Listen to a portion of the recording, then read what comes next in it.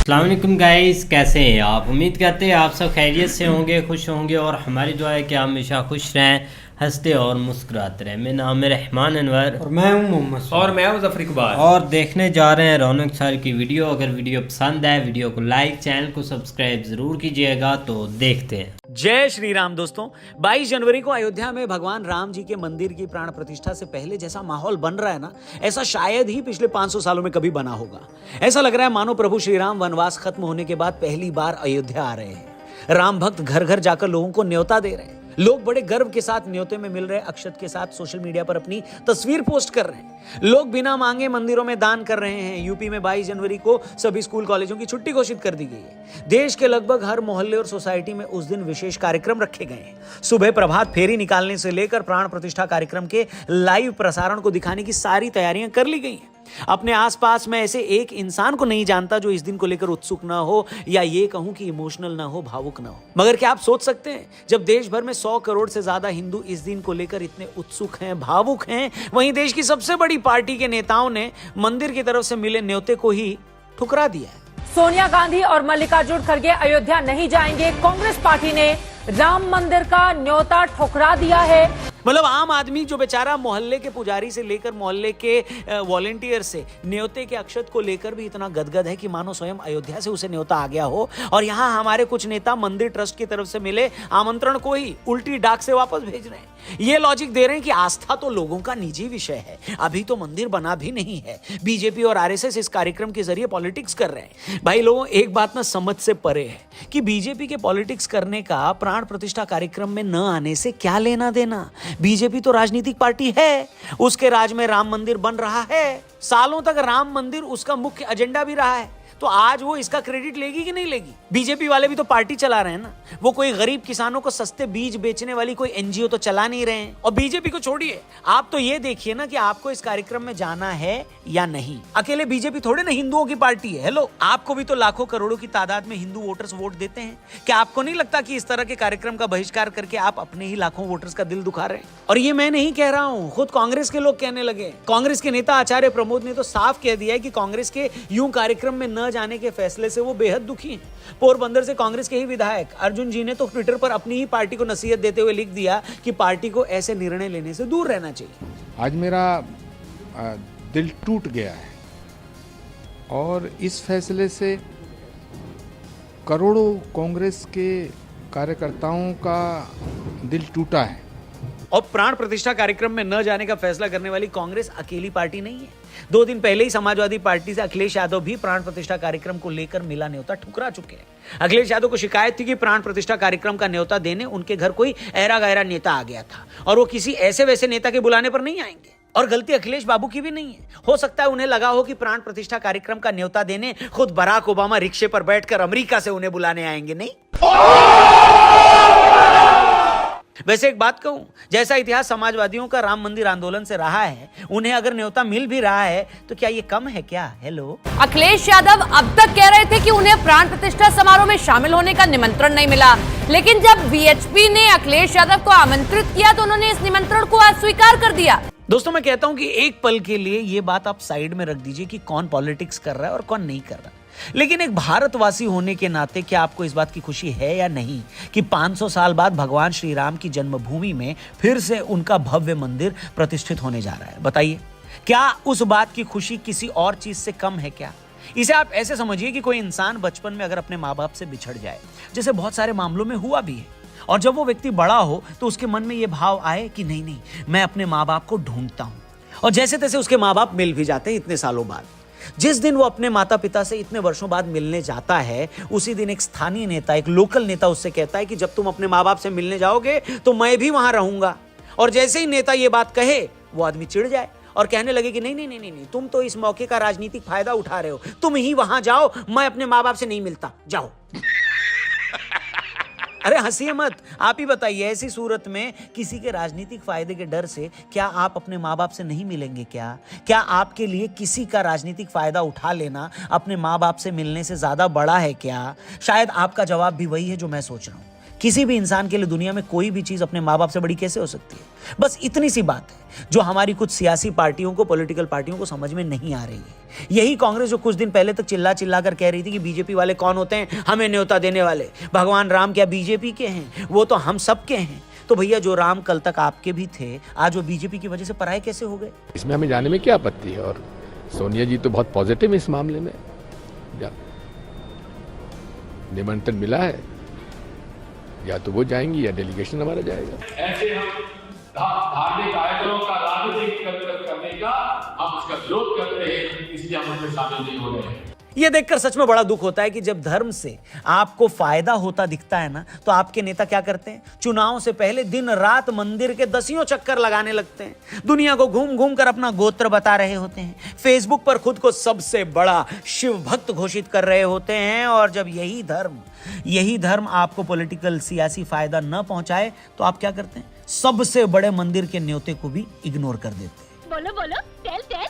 और अगर आप ऐसी पॉलिटिक्स करोगे तो आपके विरोधी भी तो फिर ढूंढ ढूंढ कर चीजें सामने लाएंगे ना। कांग्रेस के राम मंदिर की प्राण प्रतिष्ठा के कार्यक्रम का न्योता ठुकराने के बाद अब इनके विरोधी एक नया मुद्दा ढूंढ लाए हैं। उनका कहना है कि कांग्रेसियों के पास राम मंदिर की प्राण प्रतिष्ठा में शामिल होने का वक्त तो है नहीं, मगर पार्टी के वरिष्ठ नेताओं के पास हमेशा से बाबर की कब्र पर मत्था टेकने वो लोग जाते रहे। विपक्षी इस बात को साबित करने में लग जाते हैं कि कांग्रेस के लोग हमेशा बाबर के समर्थक और मंदिरों के खिलाफ रहे हैं। अब दुनिया ये याद दिलाने लग गई है कि कैसे सोमनाथ मंदिर में जाकर शिवलिंग स्थापित करने को लेकर नेहरू जी उस वक्त के राष्ट्रपति डॉक्टर राजेंद्र प्रसाद जी से भिड़ गए थे। कांग्रेस के ही नेता मणिशंकर अय्यर इस बारे में अपनी किताब में लिखते हैं कि 11 मई 1951 उस टाइम के राष्ट्रपति डॉक्टर राजेंद्र प्रसाद को सोमनाथ मंदिर में शिवलिंग स्थापित करने और मंदिर का उद्घाटन करने के लिए वहां जाना था, मगर डॉक्टर राजेंद्र प्रसाद को सोमनाथ मंदिर जाने से रोकने के लिए नेहरू जी ने कैबिनेट की औपचारिक बैठक बुला ली और फैसला लिया कि राष्ट्रपति को वहां जाने से रोका जाए। उन्हें यह तक बताया गया कि संविधान राष्ट्रपति को इस बात के लिए मजबूर करता है कि वो कैबिनेट की सलाह की कदर करे। अय्यर लिखते हैं कि इसके बावजूद राजेंद्र प्रसाद अपनी बात पर अड़े रहे और जब सरकार को लगा कि राष्ट्रपति अपना कार्यक्रम नहीं बदलेंगे तो उन्हें सरकार की तरफ से यह संदेश भेजा गया कि यदि वो इस समारोह में भाग लेना चाहते हैं तो एक राष्ट्रपति के रूप में उन्हें भाग लेने की इजाजत नहीं होगी, लेकिन हाँ, निजी तौर पर वो वहां जाने के लिए स्वतंत्र हैं। इसी तरह कुछ दिन पहले हमने ये डिस्कस किया कि कैसे 50 के दशक में विवादित ढांचे में जब भगवान श्री राम की मूर्ति अवतरित हुई तो ये नेहरू जी ही थे जो उस मूर्ति को वहां से हटवाना चाहते थे। वहीं इनके विरोधी ये कहते हैं कि यही नेहरू जी काबुल में बाबर की मजार पर मत्था टेक कर आए थे और नेहरू जी अकेले नहीं थे। नेहरू जी के बाद इंदिरा जी भी 1969 में अपने काबुल दौरे के दौरान बाबर की मजार पर गई थी। और ये बात मैं क्या, कोई और नहीं कह रहा बल्कि खुद पूर्व विदेश मंत्री और कांग्रेस के पूर्व नेता नटवर सिंह साहब ने 2014 में आई अपनी किताब one life is not enough में लिखी है। अपनी किताब में नटवर सिंह लिखते हैं कि ये अगस्त 1969 की बात है। उस वक्त की प्रधानमंत्री श्रीमती इंदिरा गांधी जी अफगानिस्तान के दौरे पर थी। उस वक्त राजीव और सोनिया गांधी भी उनके साथ थे। नटवर सिंह ने लिखा कि ये दोपहर का वक्त था, उस वक्त थोड़ा खाली समय था। उन्होंने तय किया कि वो मेरे साथ ड्राइव पर चलेंगे। हम काबुल से कुछ मील की दूरी पर निकले ही थे कि हमें एक टूटी फूटी इमारत दिखाई दी। इमारत देखकर इंदिरा जी ने अपने अफगान सुरक्षाकर्मी से पूछा कि ये क्या है। उस कर्मचारी ने बताया कि ये बागे बाबर है, यानी बाबर का मकबरा। ये सुनने के बाद इंदिरा जी ने तय किया कि वो वहां जाएंगी। नटवर सिंह ने कहा कि अचानक कार्यक्रम बनने से सुरक्षाकर्मी भी थोड़ा मुश्किल में पड़ गए क्योंकि प्रोटोकॉल के मुताबिक वहां उतनी सुरक्षा नहीं थी, लेकिन कुछ ही देर में हम मकबरे की तरफ बढ़ गए। नटवर सिंह ने अपनी किताब में लिखा है कि इसके बाद इंदिरा जी बाबर के मकबरे के सामने खड़ी हुई और हल्का सा सिर झुकाया। अब ध्यान से सुनिएगा, बाबर की मजार पर सिर झुकाने के बाद इंदिरा जी बोली कि मुझे लगा कि मैंने खुद को इतिहास से जोड़ लिया है। मतलब बाबर की मजार पर सिर झुकाने के बाद इंदिरा जी को खुद को इतिहास से जोड़ने की सुखद अनुभूति हुई। कांग्रेसी नेताओं का बाबर की मजार पर जाने का कोई आखिरी मामला नहीं था। कई मीडिया रिपोर्ट्स में यह भी दावा किया गया है कि 2005 में जब मनमोहन सिंह साहब देश के प्रधानमंत्री थे और वो अफगानिस्तान दौरे पर गए तो राहुल गांधी भी उस वक्त उनके साथ थे और राहुल गांधी हर उस जगह गए जहां मनमोहन सिंह भी गए थे। राहुल गांधी प्रधानमंत्री के साथ उस वक्त अफगानिस्तान के राष्ट्रपति हामिद करजई से मिलने राष्ट्रपति भवन गए और उस दौरे में वो काबुल में बाबर की मजार पर भी गए। मतलब नेहरू जी से लेकर इंदिरा जी और राहुल गांधी तक तीनों नेताओं के बारे में यह दावा किया जाता है और कई प्रमाण भी दिए जाते हैं कि वो काबुल में बाबर की मजार पर गए और वहां अपनी श्रद्धांजलि भी व्यक्त की। तो इस पर कांग्रेस के विरोधी क्या कहते हैं कि वो बाबर जिसने अयोध्या में स्थित राम मंदिर गिरवाया, वो राम मंदिर जिसका 80 के दशक में ताला खुलवाने के अलावा किसी कांग्रेस के नेता ने उसे बनवाने की कोशिश नहीं की, आज वही कांग्रेस जब राम मंदिर बन रहा है तो उसके प्राण प्रतिष्ठा कार्यक्रम में नहीं जा रही। क्यों? अब इसके बाद क्या कहा जाए, क्या जोड़ा जाए और क्या ही समझाया जाए, सिवाय इसके कि जब 5 महीने बाद चुनाव का रिजल्ट आएगा तो सबसे बड़ी बेवफा ईवीएम ही निकलेगी। उन नतीजों के वक्त इन पार्टियों को यह समझ में नहीं आएगा कि राम मंदिर जाने का यह मतलब नहीं होता कि आप मुसलमानों के दुश्मन हैं। राम मंदिर जाने का यह मतलब भी नहीं होता कि हर हिंदू मोदी को ही वोट दे देगा। मगर राम मंदिर की प्राण प्रतिष्ठा में न जाने का यह मतलब जरूर होता है कि आपके लिए आपका पॉलिटिकल फायदा 100 करोड़ लोगों की आस्था से ज्यादा बड़ा है।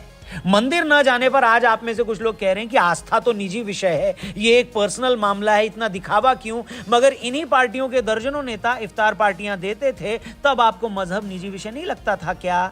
हेलो सर, जब आपके ही एक नेता ने, जब वो देश के प्रधानमंत्री थे, उन्होंने सीना ठोक कर कहा था कि देश के संसाधनों पर पहला हक अल्पसंख्यकों का होता है, तब आपको नहीं लगा कि धर्म निजी विषय होता है? हेलो, और आज जब 500 सालों के इंतजार के बाद, मंदिर की लड़ाई में हजारों लोगों की शहादत के बाद भव्य राम मंदिर का उद्घाटन होने जा रहा है, तो अचानक आपको धर्म निजी विषय लगने लगता है?